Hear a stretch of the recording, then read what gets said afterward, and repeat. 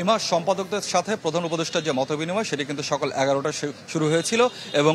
কিছুক্ষণ আগেই কিন্তু সেই মতবিনিময় শেষ হয়েছে। আমরা দেখতে পাচ্ছি যমুনা থেকে কিন্তু বিভিন্ন পত্রিকার যারা সম্পাদক রয়েছেন তারা কিন্তু বের হতে শুরু করেছেন, যদিও এখনো তাদের সাথে আমাদের কথা বলবার সুযোগ হয়ে ওঠেনি। তবে আমরা যেটা জানতে পেরেছি যে মুক্ত এবং স্বাধীন গণমাধ্যমের পথ চলা কিভাবে যেন আরো মসৃণ করা যায়, মূলত সেই বিষয়টি নিয়ে প্রধান উপদেষ্টার সাথে সম্পাদকরা মতবিনিময় করেছেন এবং প্রধান উপদেষ্টাও বিভিন্ন ক্ষেত্রে সংস্কার এবং রাষ্ট্রের সার্বিক পরিস্থিতি নিয়ে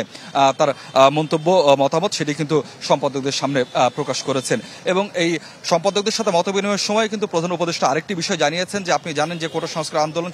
ছাত্র জনতা যখন বিক্ষোভ চলছিল সেই সময় সংযুক্ত আরব আমিরাতে 57 বাংলাদেশি কিন্তু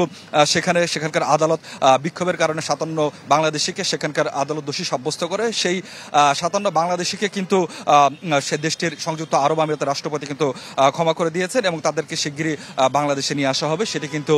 প্রধান উপদেষ্টা সম্পাদকদের এই মতবিনিময় সবাই কিন্তু আমাদেরকে জানিয়েছেন। আপনি জানেন এর আগে প্রধান উপদেষ্টা বিভিন্ন রাজনৈতিক দলসহ বিভিন্ন শ্রেণী পেশার মানুষের সাথে যে মতবিনিময় করেছেন সেখানে সবসময় কিন্তু সংস্কারের বিষয়টি প্রাধান্য পেয়েছে এবং রাষ্ট্রকে নিয়ে অন্তর্বর্তী সরকারের আসলে কি লক্ষ্য সেই বিষয়টি কিন্তু প্রধান উপদেষ্টা উপস্থাপন করেছেন এবং বিভিন্ন স্টেক হোল্ডারদের মতামত কিন্তু শুনতে চেয়েছেন। সেই বিষয়টিও কিন্তু আজকে এই যমুনায় সম্পাদক বৃন্দের কাছেও কিন্তু তিনি সেই তার লক্ষ্যের কথা এবং সংস্কার নিয়ে তিনি কি ভাবছেন সেটি কিন্তু জানিয়েছেন এবং সম্পাদক বৃন্দের মতামত তিনি কিন্তু জানতে চেয়েছেন। এর আগে একটি ব্যবসায়ী প্রতিনিধি দল ব্যবসার সার্বিক পরিস্থিতি নিয়ে কিন্তু প্রধান উপদেষ্টার সাথে কথা বলেছেন এবং কিভাবে আসলে উৎপাদন প্রক্রিয়া সচল অব্যাহত রাখা যায়, নিরবিচ্ছিন্ন রাখা যায় সে বিষয়ে আসলে প্রধান উপদেষ্টা সহযোগিতা চেয়েছেন এবং প্রধান উপদেষ্টা বলেছেন যেহেতু এক মাসও হয়নি অন্তর্বর্তীকালীন সরকার দায়িত্ব নিয়েছে, খুব শিগগিরই তিনি ব্যবসায়ীদের পাশে আছেন এবং শিগগিরই একটি স্থিতিশীল অবস্থা নিয়ে এসে যেন সুন্দর স্বাভাবিকভাবে ব্যবসার পরিবেশ বজায় রাখা যায় সেই বিষয়ে